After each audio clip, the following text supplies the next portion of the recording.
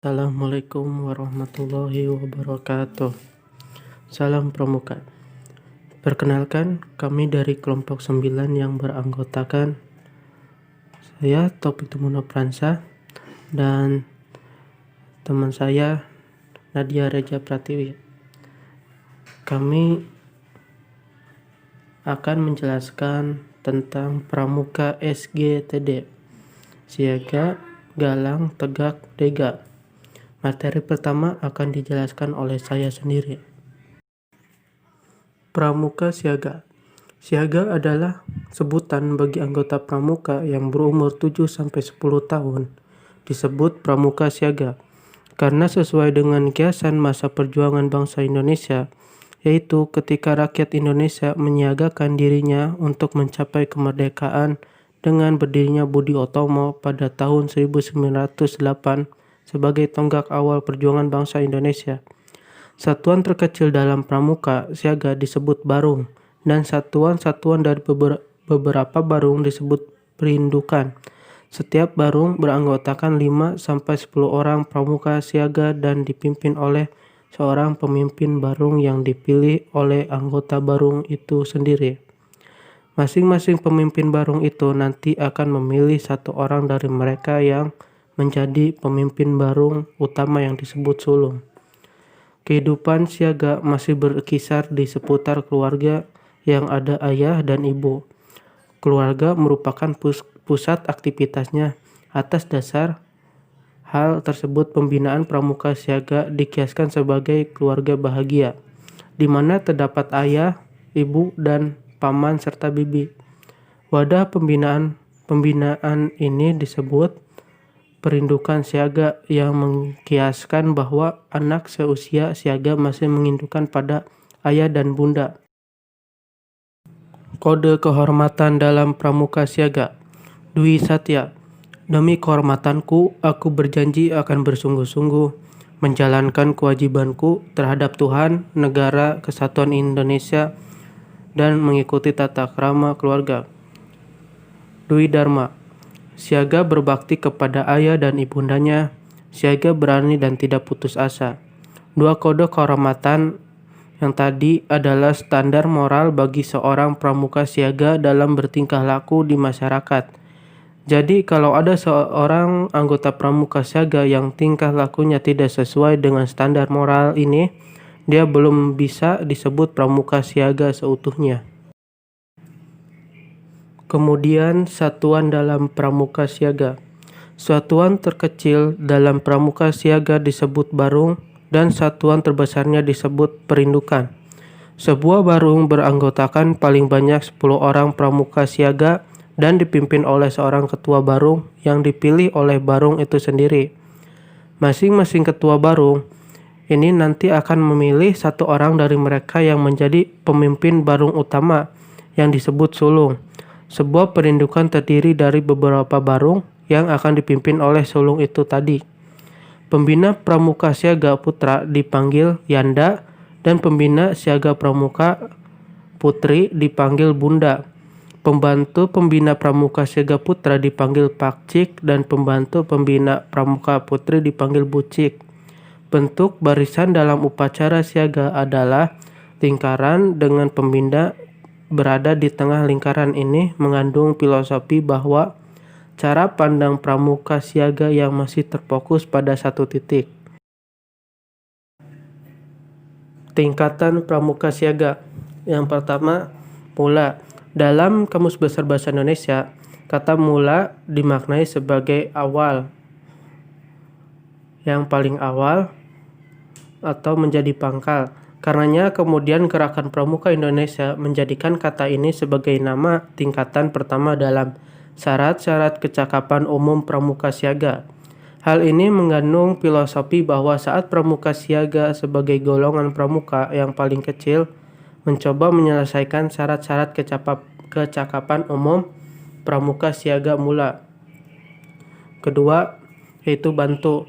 Siaga bantu mengkiaskan tingkat kecakapan siaga yang dapat membantu pekerjaan-pekerjaan tertentu. Yang ketiga, tata. Siaga tata mengkiaskan tingkat kecakapan siaga sudah diikut sertakan untuk menata karya kegiatan siaga. Siaga tata adalah tingkatan ketiga atau terakhir dalam syarat-syarat kecakapan umum satuan pramuka siaga. Setelah siaga mula dan siaga bantu, pramuka siaga yang telah menyelesaikan SKU siaga tata dapat mengikuti pramuka Garuda untuk golongan pramuka siaga. Tanda kecakapan umum. TKU untuk siaga berbentuk sebuah janur atau disebut mancung, yakni bunga pohon kelapa yang baru tumbuh.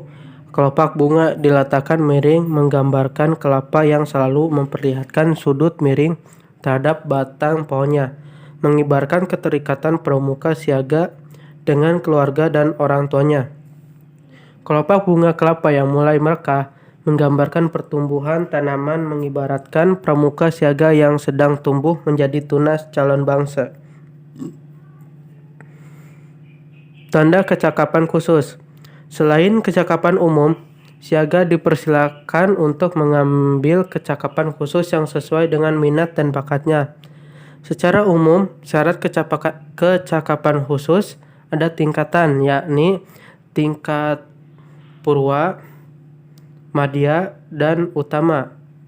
Tanda kecakapan khusus atau TKK pramuka siaga berbentuk segitiga sama sisi dengan panjang masing-masing sisi 3 cm dan tingginya 2 cm.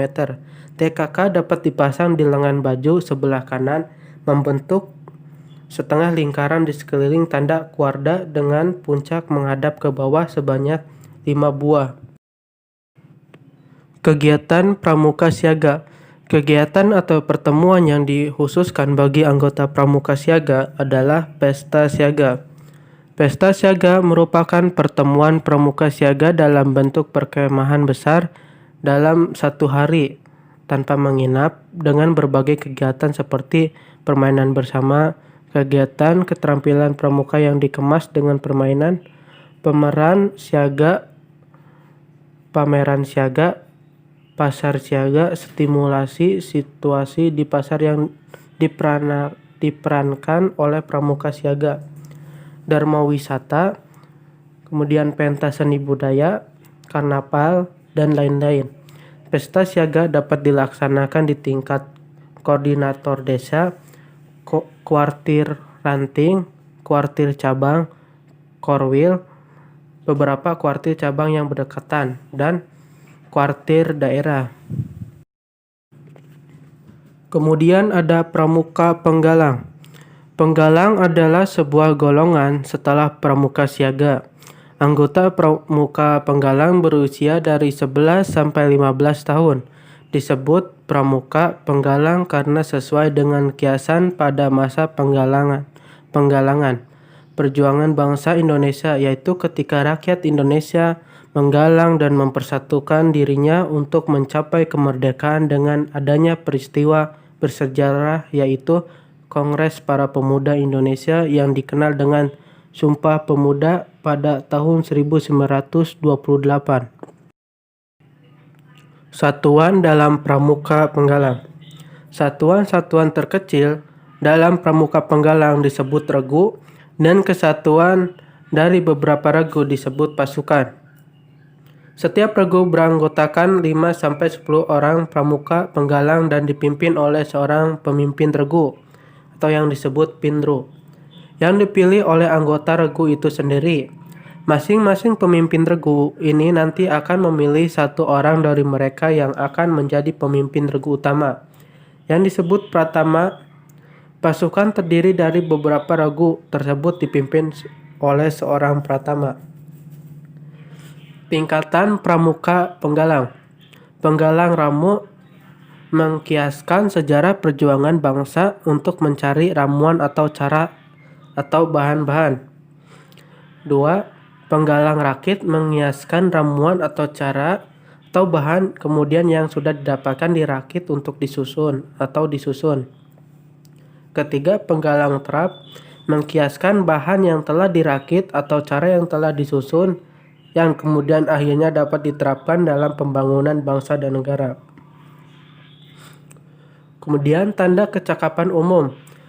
Setiap anggota penggalang yang telah menyelesaikan SKU, syarat kecakapan umum, berhak mengenakan TKU.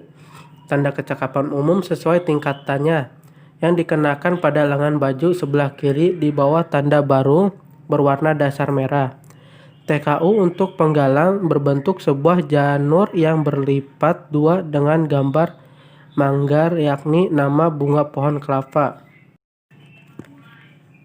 Kode kehormatan pramuka penggalang. Trisatya, demi kehormatanku, aku berjanji akan bersungguh-sungguh menjalankan kewajibanku terhadap Tuhan, Negara Kesatuan Republik Indonesia, dan mengamalkan Pancasila, menolong sesama hidup dan mempersiapkan diri membangun masyarakat, menepati dasa dharma. Kemudian dasa dharma. 1. Takwa kepada Tuhan Yang Maha Esa. 2. Cinta alam dan kasih sayang sesama manusia. 3. Patriot yang sopan dan kesatria. 4. Patuh dan suka bermusyawarah. 5. Rela menolong dan tabah.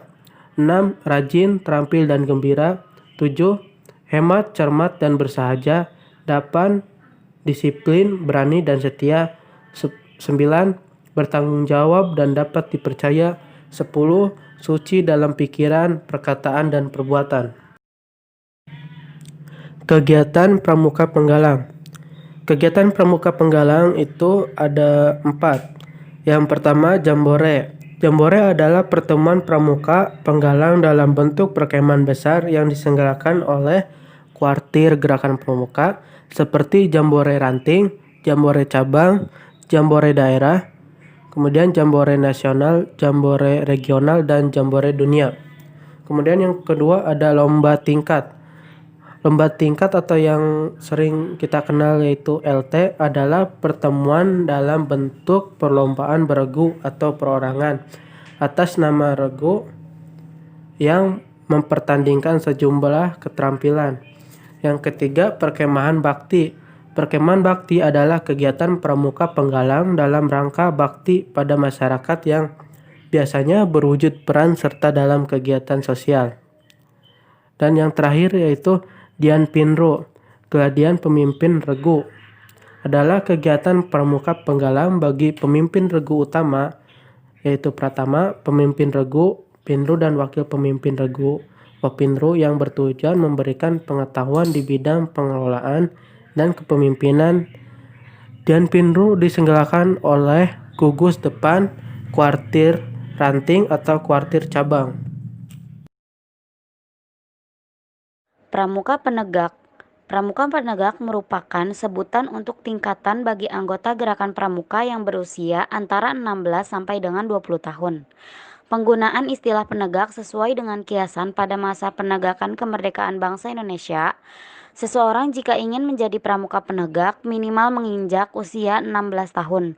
Sebelum diadakan pelantik pramuka penegak, seseorang harus dulu melewati masa yang dinamakan tamu ambalan, sedikitnya minimal selama 1 bulan.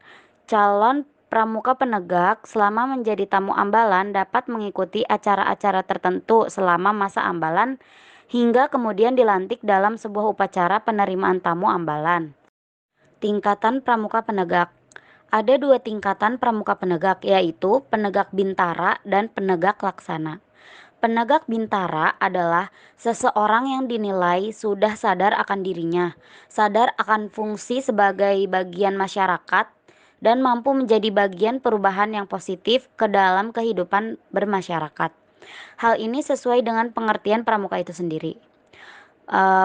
Penegak laksana adalah pelaksana jati diri sebagai seorang pramuka agar ia mampu mengaplikasikan semua potensi yang dimiliki untuk lebih baik. Penegak laksana diharapkan mampu memberikan sumbangsih nyata dengan berkarya menyelesaikan permasalahan pelik dalam masyarakat. Dalam pramuka penegak tersebut ada beberapa istilah yang harus dipahami oleh seseorang yang akan memasuki pramuka penegak atau ingin menjadi pramuka penegak. Trisatya Pramuka. Demi kehormatanku, Aku berjanji akan bersungguh-sungguh menjalankan kewajibanku terhadap Tuhan Yang Maha Esa, Negara Kesatuan Republik Indonesia, dan mengamalkan Pancasila, menolong sesama hidup, dan ikut serta membangun masyarakat menepati Dasa Dharma. Dasa Dharma Pramuka. 1. Takwa kepada Tuhan Yang Maha Esa. 2. Cinta alam dan kasih sayang sesama manusia. 3. Patriot yang sopan dan kesatria. 4. Patuh dan suka bermusyawarah. 5. Rela menolong dan tabah. 6. Rajin, terampil, dan gembira. 7. Hemat, cermat, dan bersahaja. 8. Disiplin, berani, dan setia. 9. Bertanggung jawab dan dapat dipercaya. 10. Suci dalam pikiran, perkataan, dan perbuatan. Satya Pramuka atau janji penegak disebut sebagai Trisatya yang terdiri dari 3 butir janji, sedangkan Dharma Pramuka atau ketentuan moral penegak disebut sebagai Dasa Dharma yang terdiri atas 10 butir sikap dan norma tindakan yang harus dipraktikkan dalam kehidupan sehari-hari, baik di lingkungan kepramukaan maupun di luarnya. Kecakapan Pramuka Penegak. Kecakapan Pramuka Penegak terdiri atas beberapa kecakapan, di antaranya kecakapan umum, kecakapan khusus, dan Pramuka Garuda. Kecakapan umum adalah ditempuh dengan menyelesaikan syarat kecakapan umum atau SKU yang terdiri atas 2 tingkat, yaitu yang pertama penegak bintara, yang kedua penegak laksana. Kecakapan khusus dicapai dengan menyelesaikan syarat kecakapan khusus yang memiliki 3 tingkatan, yaitu yang pertama purwa, yang kedua madya, yang ketiga utama. Pramuka penegak yang telah menyelesaikan kecakapan umum pramuka laksana dapat menempuh Pramuka Garuda. Pramuka penegak telah disingkat dengan huruf T dari kata dasar tegak, maka diambillah huruf pertama dari kata tegak. Kode warna pramuka penegak menggunakan kode berwarna kuning.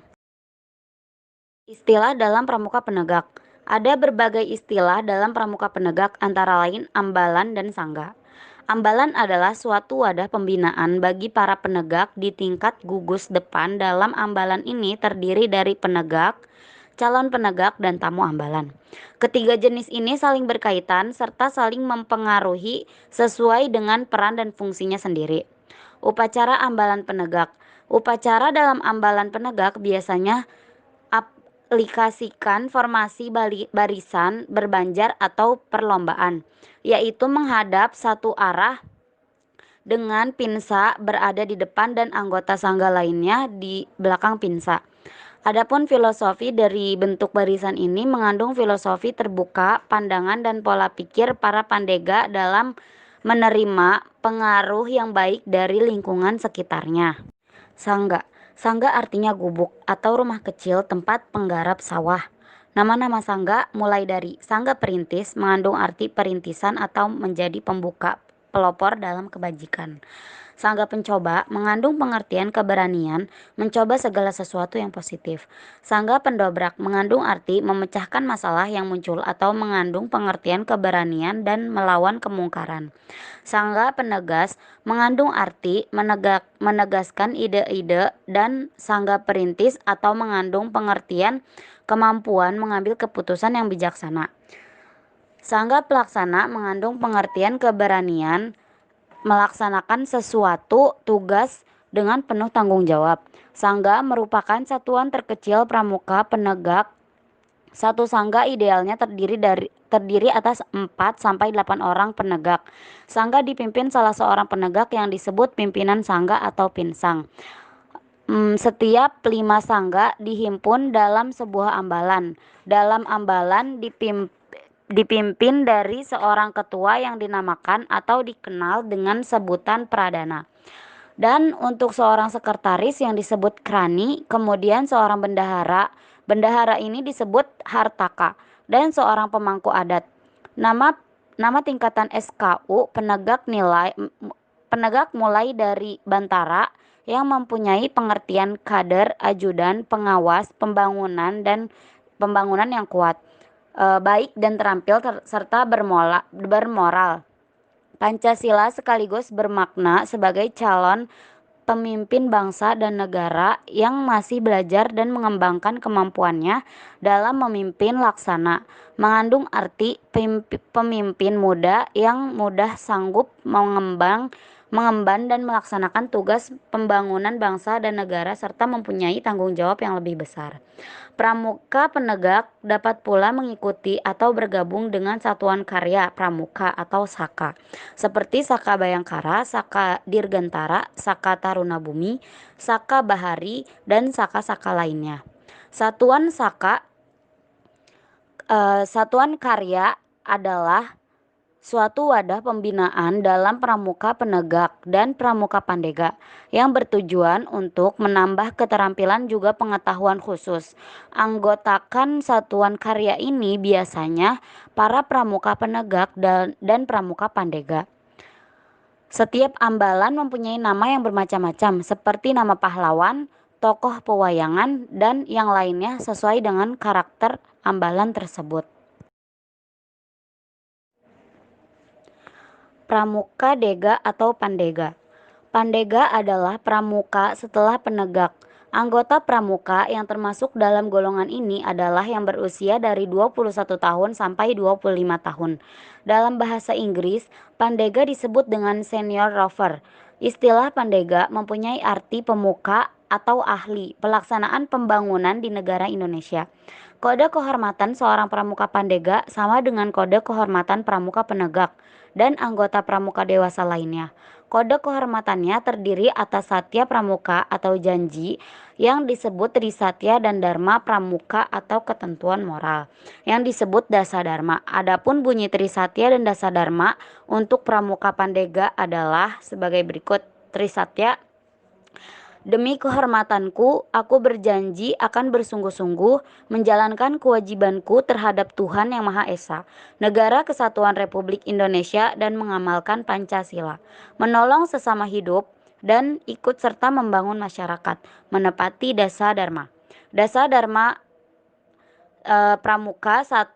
Takwa kepada Tuhan Yang Maha Esa, cinta alam dan kasih sayang kepada sesama manusia, patriot yang sopan dan kesatria, patuh dan suka bermusyawarah, rela menolong dan tabah, rajin, terampil dan gembira, hemat, cermat dan bersahaja, disiplin, berani dan setia, bertanggung jawab dan dapat dipercaya, suci dalam pikiran, perkataan dan perbuatan.